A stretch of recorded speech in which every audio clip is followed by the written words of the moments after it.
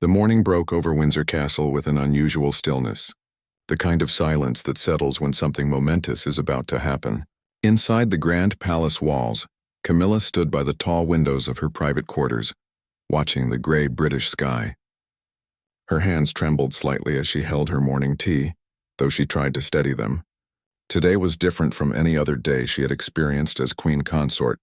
The news had arrived 3 days earlier. King Charles had been advised by his doctors to take immediate rest at Balmoral Castle in Scotland. The stress of recent months, combined with his ongoing health treatments, had taken a toll that could no longer be ignored. The decision was made swiftly by the royal medical team and senior advisors. What shocked Camilla to her core was what came next. She would not be accompanying him. The palace corridors seemed longer that morning as she walked toward the breakfast room. Staff members passed by with lowered eyes, their usual warm greetings replaced by polite nods. Everyone knew. The whispers had already begun spreading through the ancient halls like wildfire. The Queen Consort was being left behind while her husband retreated to recover in solitude.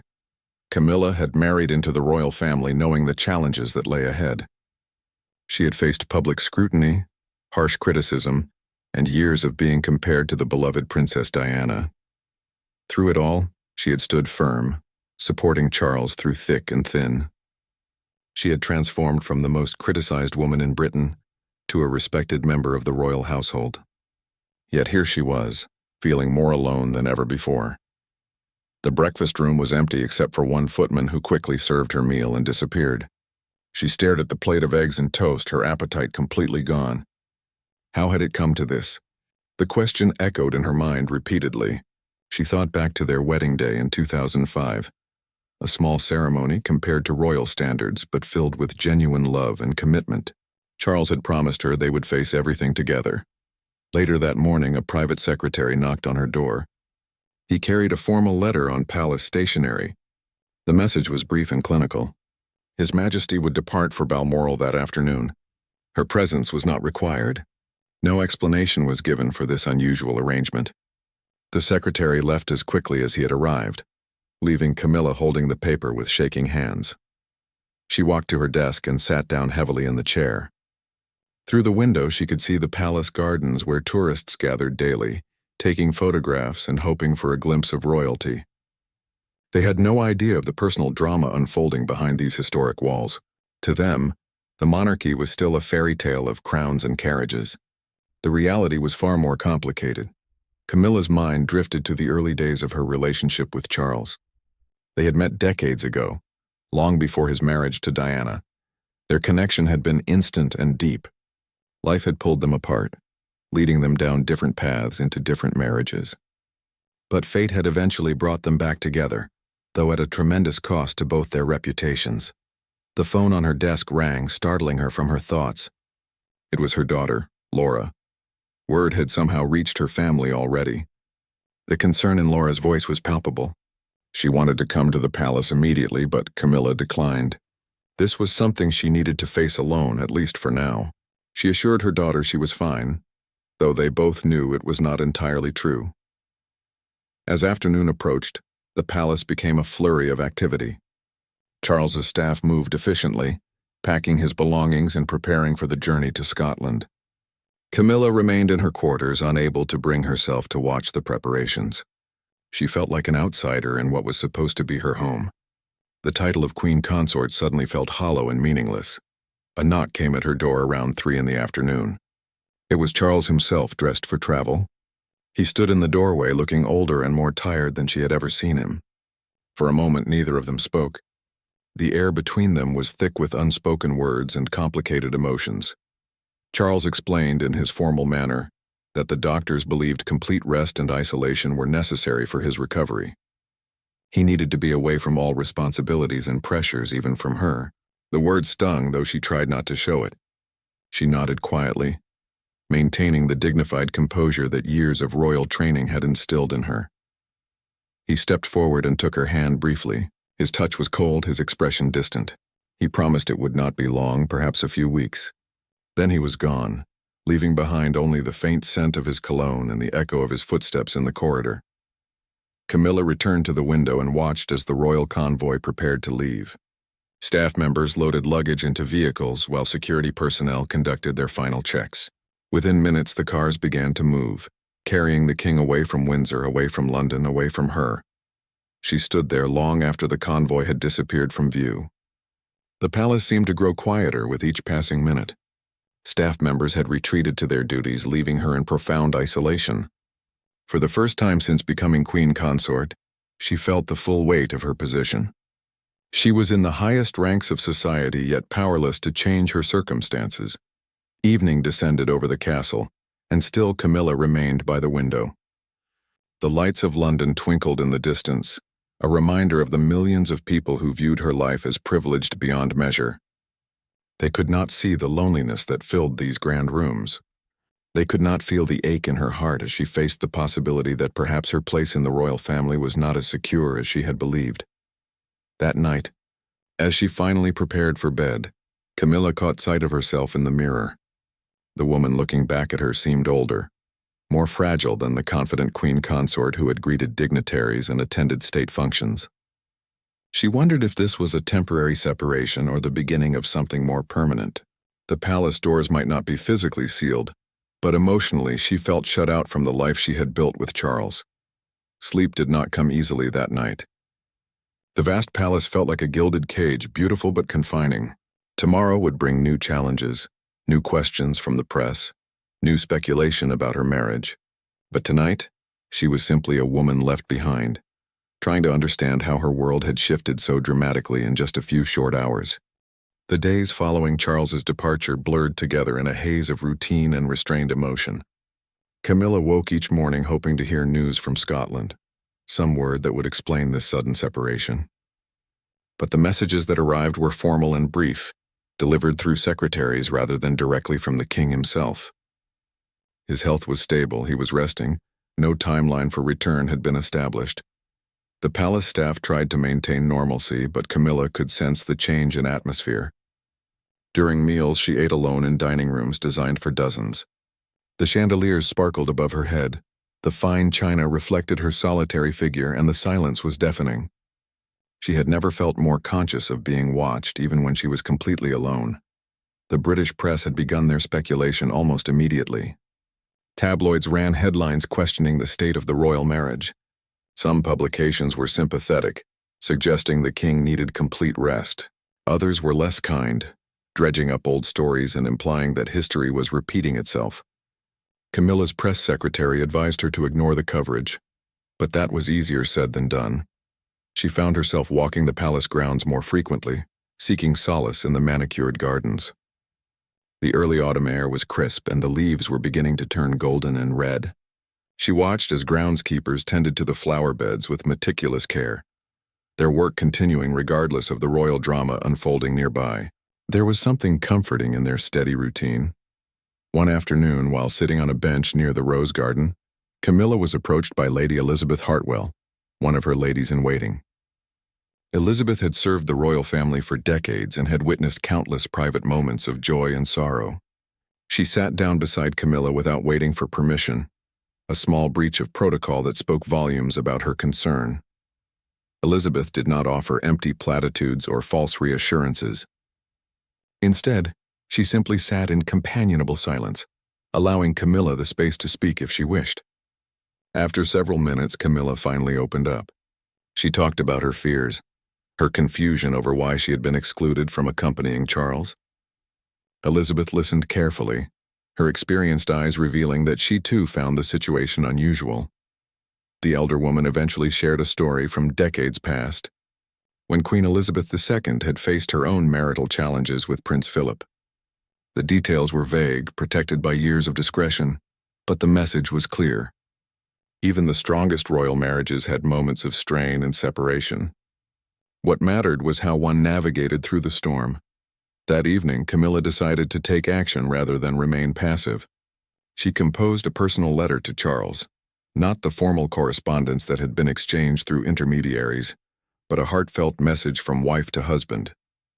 She wrote about her concerns, her willingness to respect his need for space, but also her desire to understand what was truly happening between them. She sealed the letter herself and entrusted it to a private courier who would deliver it directly to Balmoral.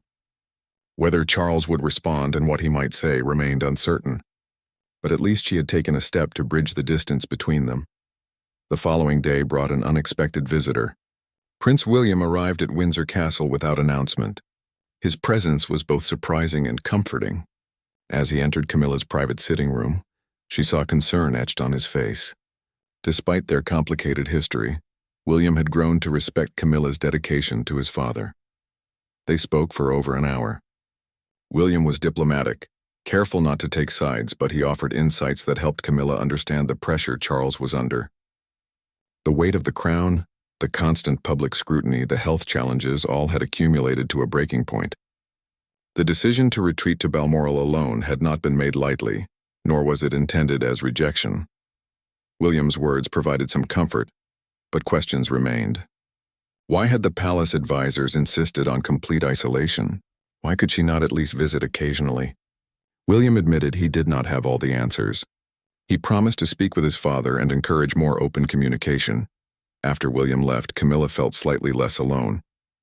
The visit had reminded her that she was not entirely without allies in the royal family. Yet the fundamental problem remained unresolved. She was the queen consort, yet she felt powerless to access her own husband. That weekend, Camilla received an invitation to attend a charity event in London. It would be her first public appearance since Charles's departure. Her advisors encouraged her to attend, arguing that maintaining visibility was important. Canceling would only fuel speculation about the state of her marriage and her position in the monarchy. She spent hours preparing for the event, choosing her outfit carefully, rehearsing her remarks. On the day of the engagement, she stepped out of the royal car and faced a sea of cameras and reporters. Questions were shouted at her from every direction. Where was the king? How long would he be away?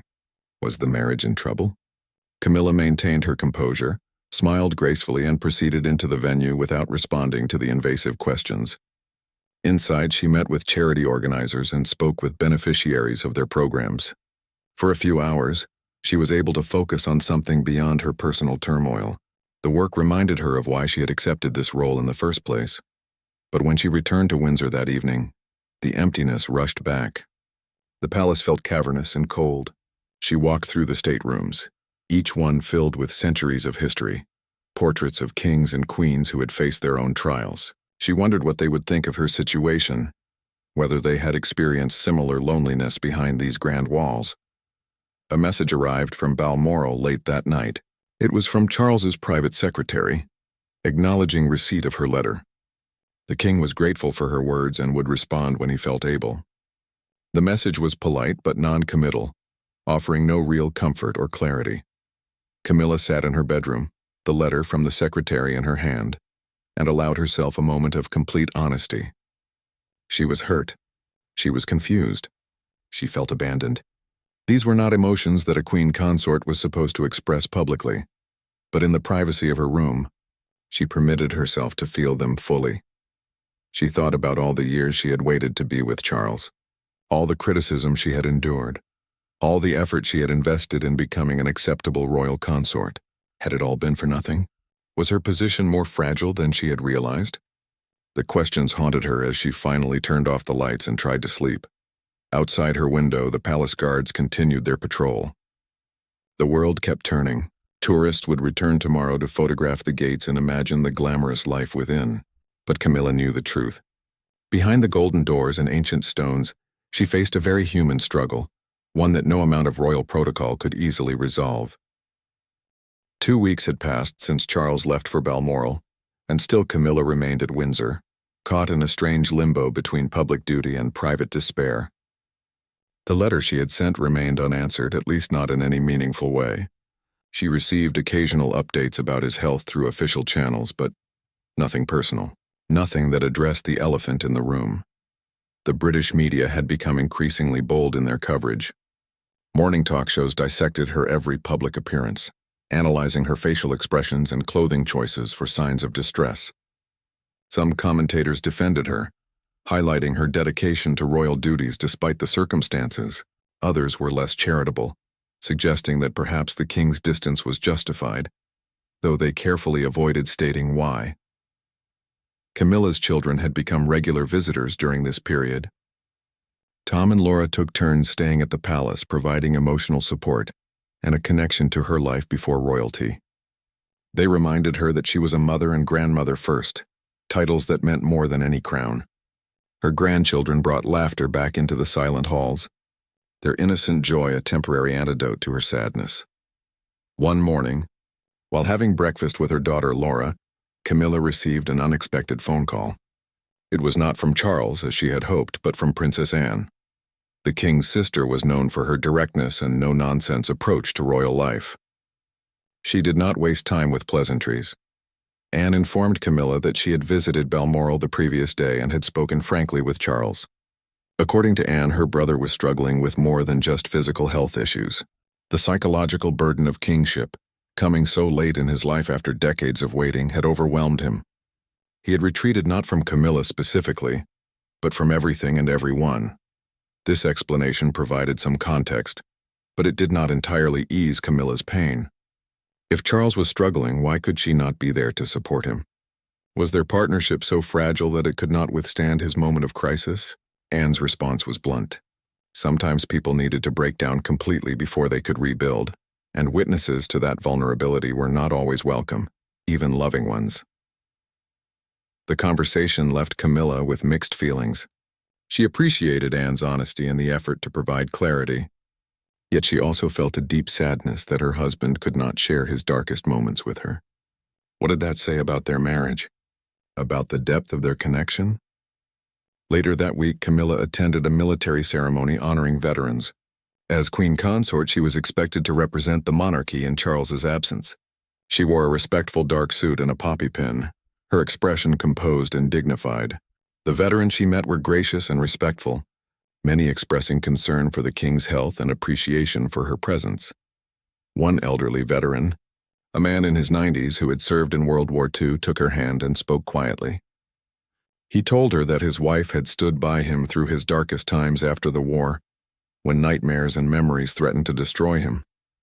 Sometimes, he said, the strongest act of love was to wait patiently while someone found their way back. His words brought tears to Camilla's eyes, though she blinked them away quickly. The palace staff had begun to adjust to the new normal.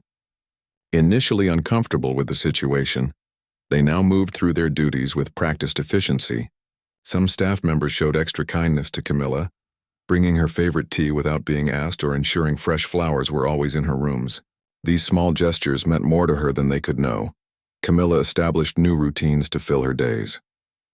She spent mornings reading correspondence and planning upcoming engagements. Afternoons were devoted to walking the palace grounds or visiting nearby estates. Evenings she often spent alone, reading or watching television, trying to distract herself from the waiting and wondering. She began keeping a private journal, something she had not done since her youth. Writing down her thoughts and feelings provided an outlet that conversation could not. On the pages, she could be completely honest about her anger, her hurt, her fear that this separation might become permanent. She could question everything without judgment. One entry read particularly raw and honest. She wrote about the irony of her situation. For years, the public had criticized her relationship with Charles, suggesting she was the woman who destroyed his marriage to Diana. Now she found herself on the other end of potential abandonment, wondering if she too would be set aside when no longer convenient or needed. A month into the separation, Camilla received news that Charles would address the nation in a recorded message about his health and his duties. She was informed just hours before the broadcast, given no opportunity to speak with him beforehand. She sat alone in her private quarters, watching on television as her husband spoke to millions of people before speaking to her. Charles looked thin and tired on screen, but his voice was steady. He thanked the nation for their concern and support. He spoke about the importance of mental and physical health, acknowledging that even royals were not immune to life's pressures. He announced he would remain at Balmoral for another month, before gradually resuming duties. Camilla was mentioned only once, briefly, with thanks for her understanding and support during this time. The broadcast felt like a public acknowledgement of her existence, yet it somehow made her feel more invisible. Millions of strangers heard him speak, but she still had not received a personal call or letter. The formal distance he maintained, even in expressing gratitude, cut deeper than silence. That night, unable to sleep, Camilla walked through the palace halls. The portraits of previous monarchs seemed to watch her with understanding. How many queens and consorts had walked these same corridors, dealing with their own private heartaches while maintaining public facades? The monarchy demanded sacrifice, but was she required to sacrifice her marriage as well? She paused before a portrait of Queen Alexandra, wife of King Edward VII, who had endured her husband's many infidelities with public grace. Further down the hall hung a painting of Queen Mary, who had maintained strict dignity even as her family fractured during the abdication crisis. These women had survived their trials, though Camilla wondered at what personal cost. Returning to her room, she made a decision. She would write to Charles again, but this time with complete honesty. No careful diplomacy, no royal restraint. She would tell him exactly how this situation made her feel, what she needed from him and what she would not accept. The letter poured out of her in the early morning hours, pages of emotion and truth.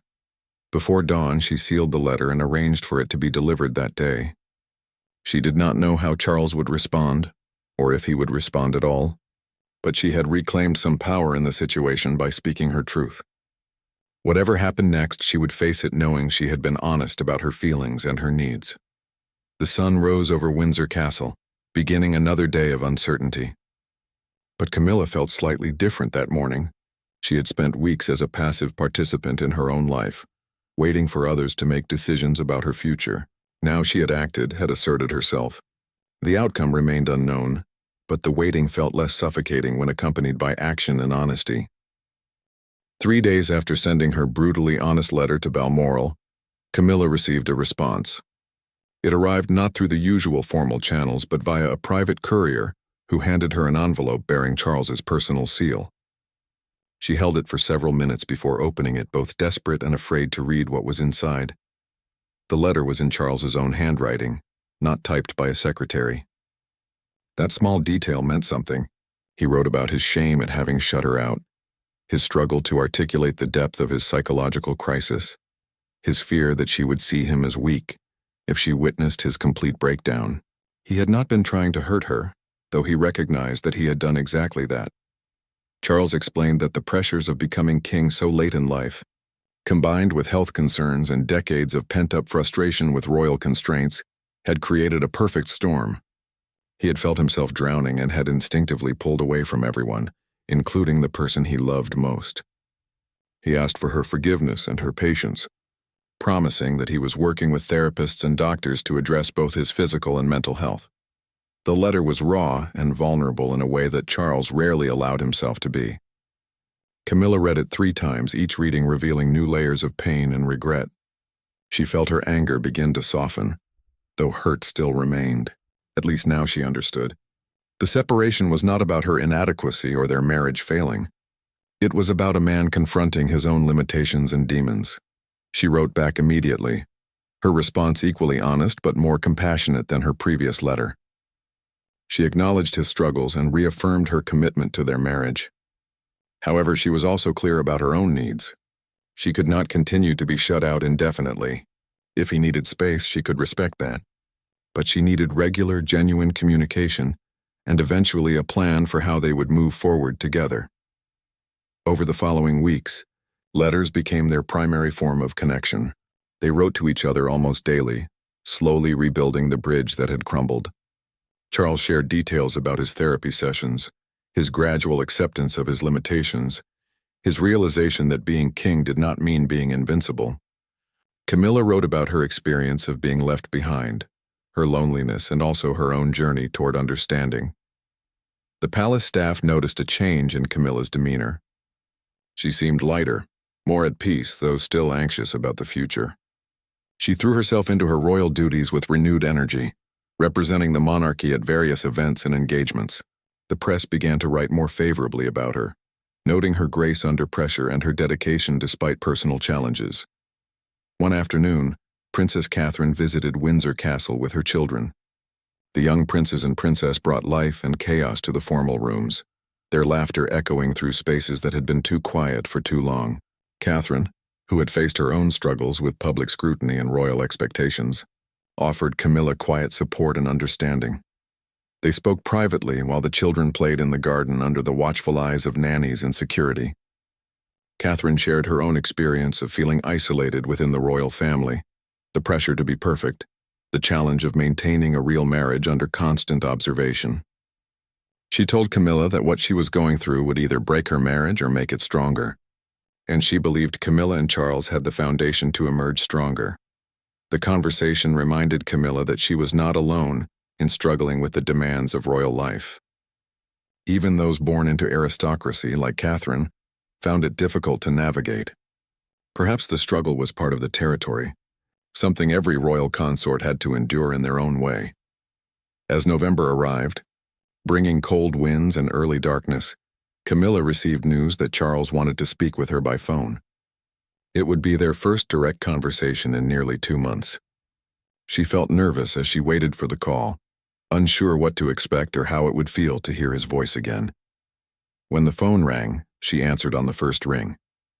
Charles's voice sounded different, quieter and more uncertain than his usual confident tone. They spoke for over an hour, mostly about mundane things at first. The weather in Scotland, the condition of the gardens at Windsor, news about their children and grandchildren.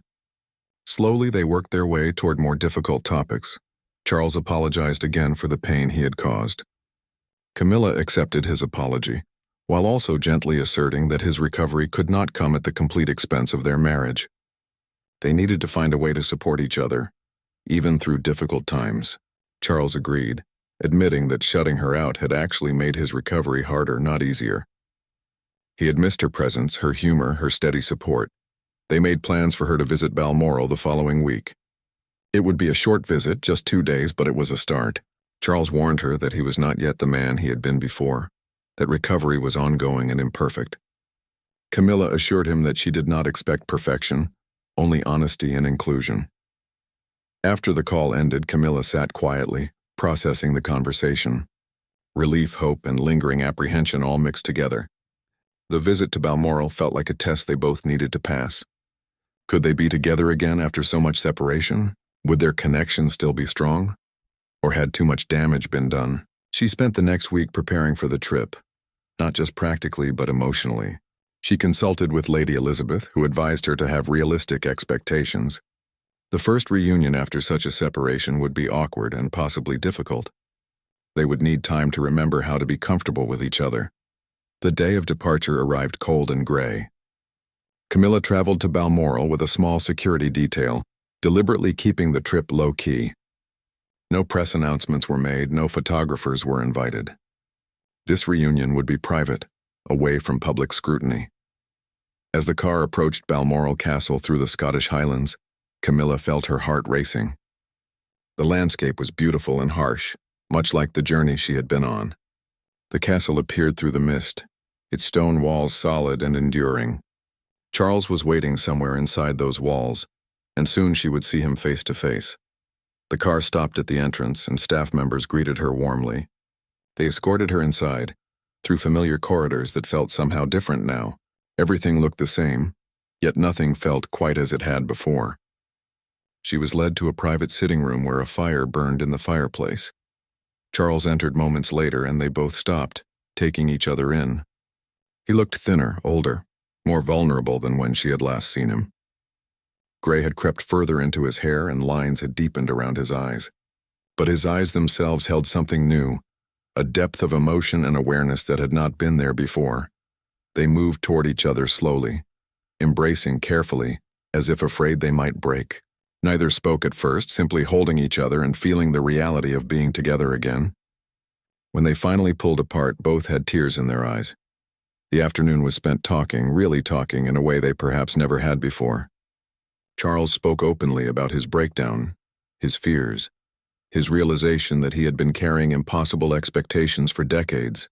Camilla shared her experience of abandonment, her struggle to maintain dignity while feeling crushed inside. They did not solve everything that afternoon, but they took essential steps toward genuine understanding and healing. The 2 days at Balmoral passed in a careful dance of rediscovery. Camilla and Charles walked the estate grounds together, bundled against the Scottish cold, talking about everything and nothing. They took meals together in informal settings, avoiding the grand dining rooms that required performance and protocol. They were simply two people trying to find their way back to each other. On the second evening, as they sat by the fire in the library, Charles took Camilla's hand and told her something he had never fully articulated before. He explained that for his entire life, he had been preparing to be king, but no one had prepared him for the emotional weight of actually wearing the crown. His mother had made it look effortless, but she had been queen since youth. Growing into the role over decades, he had inherited the throne in his 70s, already set in his ways, already shaped by a lifetime of being the prince in waiting. The transition had shattered something inside him. Every decision felt monumental, every public appearance a test he might fail. The health issues had simply been the final straw, forcing him to confront that he was, in fact, human and mortal and limited. Camilla listened without interruption, understanding finally what had driven him to such desperate isolation. She shared her own revelation. For years she had focused on proving herself worthy of being his wife, worthy of the title queen consort, worthy in the eyes of a public that had long rejected her. In doing so, she had perhaps lost sight of simply being herself, of allowing herself to be imperfect and real. They realized together that they had both been performing for so long, trying to meet impossible standards, that they had forgotten how to simply be together without pretense. This crisis, as painful as it had been, had forced them both to drop their masks and see each other clearly. Before Camilla returned to Windsor, they made commitments to each other. Charles would continue his therapy and gradually return to royal duties, but at a sustainable pace. He would include Camilla in his struggles rather than shutting her out. Camilla would allow herself to be more vocal about her own needs and concerns, rather than always deferring to royal protocol and expectations. They also agreed to spend more private time together, away from the constant demands of the monarchy. One weekend per month would be reserved just for them. No official duties, no staff unless absolutely necessary. These weekends would be sacred space for their marriage. The return to Windsor felt different than the departure had. Camilla carried with her a sense of cautious optimism. The relationship was not magically healed, but they had found a path forward. The palace staff noticed immediately that something had shifted. Camilla's smile reached her eyes again, and she moved through the halls with renewed purpose. The following weeks brought gradual changes. Charles began making brief public appearances, carefully managed to avoid overwhelming him. Camilla stood by his side at these events, their body language speaking of renewed connection and mutual support. The press noticed and began running stories about the royal couple's strong bond and their inspiring journey through difficult times. Not everything was smooth. There were still difficult days when Charles felt the weight of his responsibilities crushing down on him. There were moments when Camilla felt the old fears resurface, worried that he might retreat again, but they had learned to communicate through these moments rather than withdrawing from each other. One significant milestone came when Charles invited Camilla to join him for a meeting with his senior advisors. Previously, these meetings had been his alone, part of the masculine tradition of royal governance. But Charles announced that going forward, Camilla would be present for key discussions. She was his partner, he stated firmly, and her perspective was valuable. Some of the older advisors looked uncomfortable, but no one dared argue with the king. Camilla proved her worth in these meetings immediately. Her questions were thoughtful, her observations insightful. She had a way of cutting through bureaucratic language to the heart of issues. More importantly, she provided emotional intelligence that balanced the more analytical approach of the advisors. Charles found himself relying on her input more than he had expected. As Christmas approached, plans were made for the royal family to gather at Sandringham. It would be the first major family event since Charles's crisis and recovery. Everyone would be watching to see how the king and queen consort appeared together, whether the rumors of marital problems had substance. Camilla felt nervous about the gathering.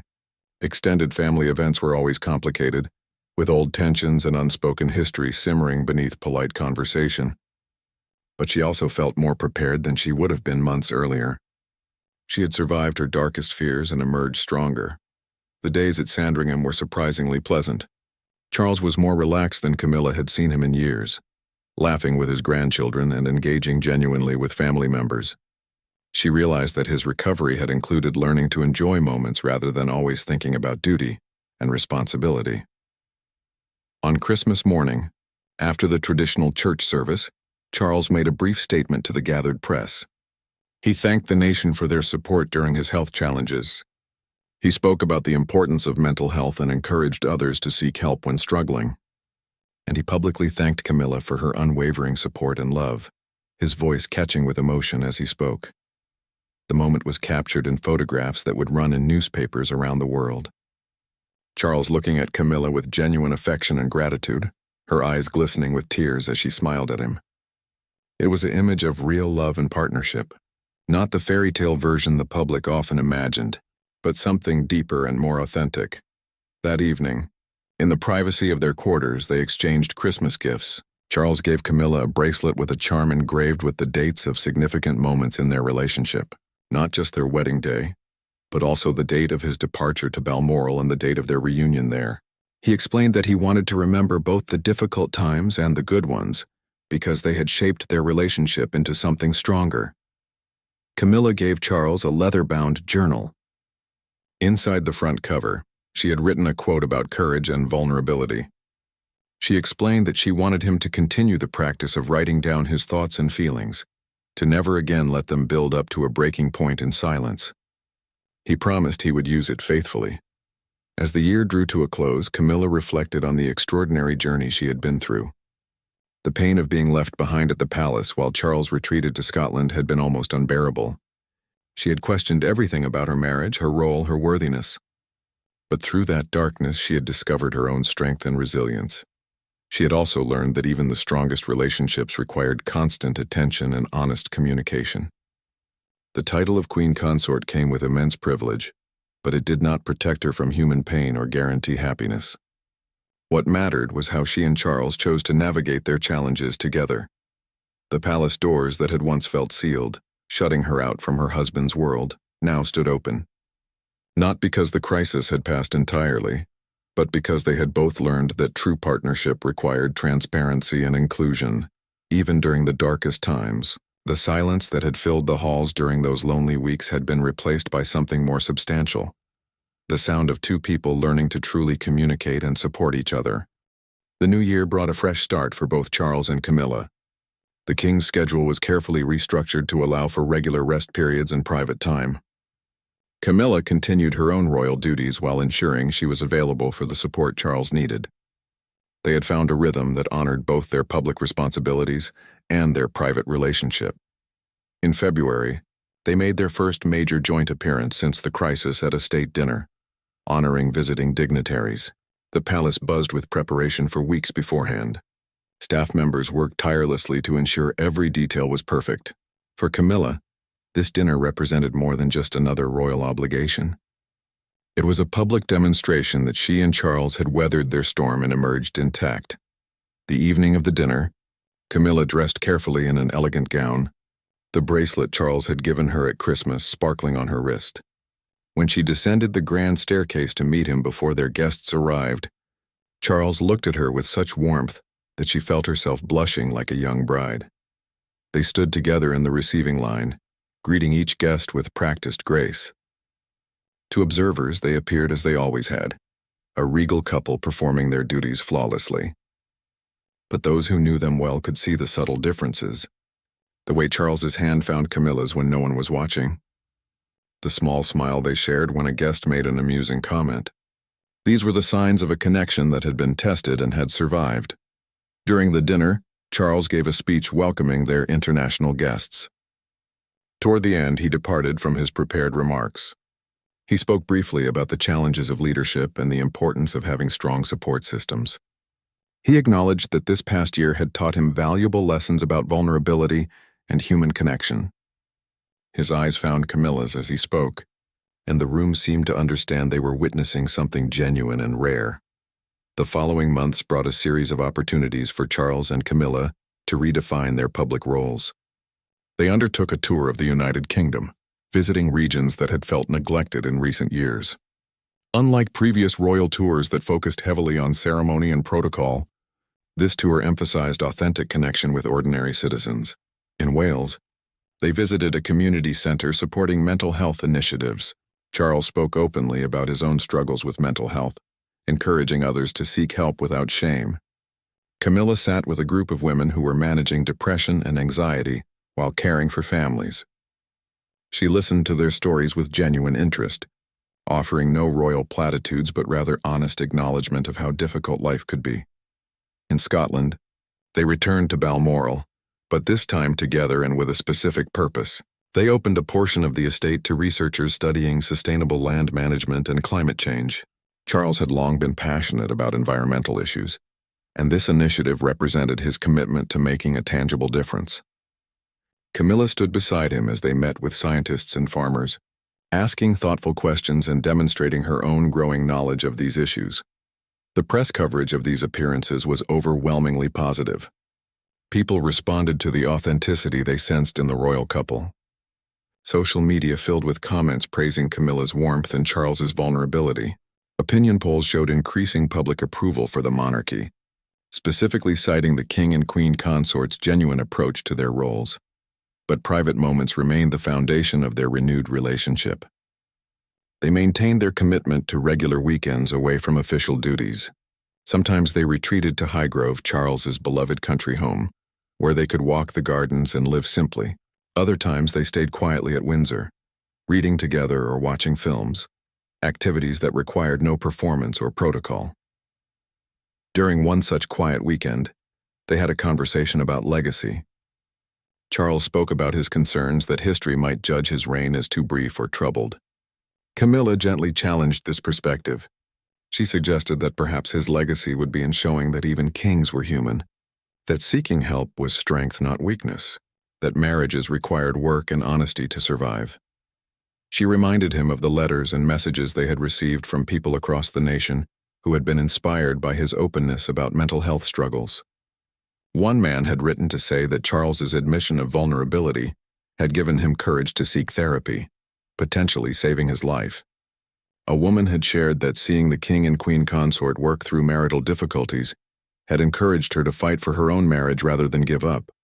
These stories, Camilla argued, were the real measure of their impact, not the number of state dinners attended or ribbons cut, but the lives touched by their willingness to be real and imperfect in their very public roles. Charles listened carefully and seemed to find comfort in her words. He had spent so long trying to live up to impossible standards, to be the perfect king his mother had appeared to be. Perhaps, he began to accept, being perfectly human was actually more valuable than attempting perfect royalty. As spring arrived, bringing new life to the palace gardens, Camilla found herself reflecting on the entire journey. The pain of those weeks when Charles had shut her out remained a memory, but it no longer dominated her thoughts. She had discovered that she was stronger than she had known, capable of enduring isolation and uncertainty without losing herself.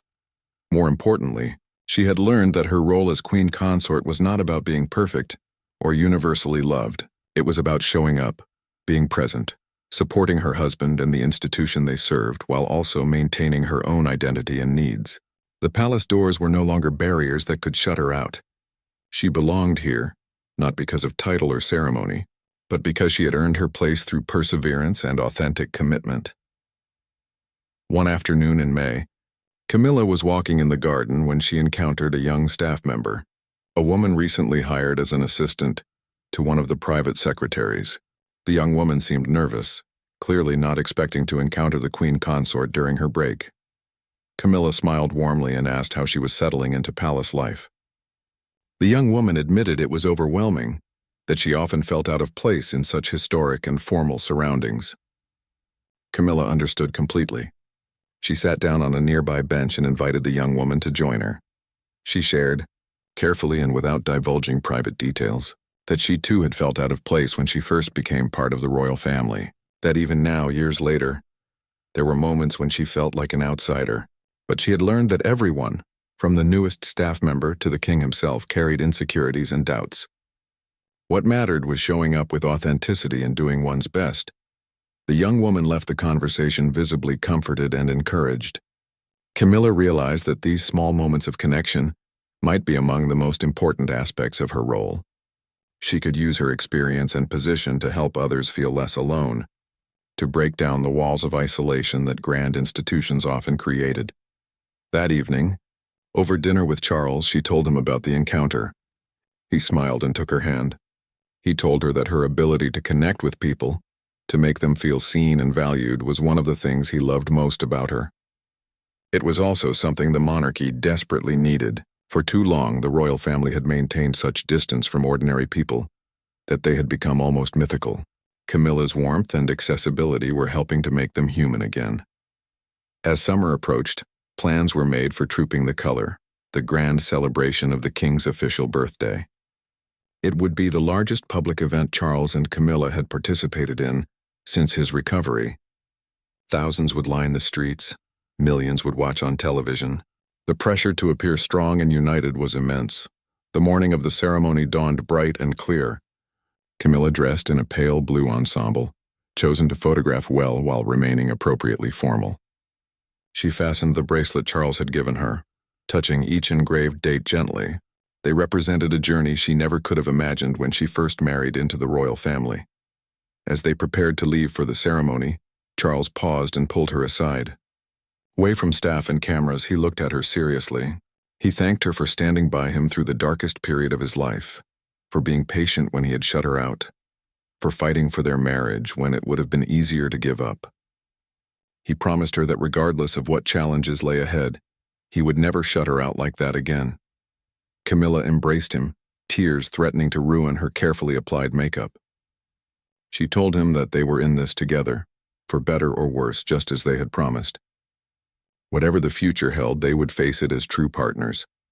They stepped out into the sunshine to thunderous applause. As they waved to the crowds lining the streets, Camilla felt a profound sense of peace. The journey had been difficult and painful, but it had led to something real and lasting. The palace doors were no longer sealed against her. She had found her place, not through perfection, but through persistence, honesty, and love.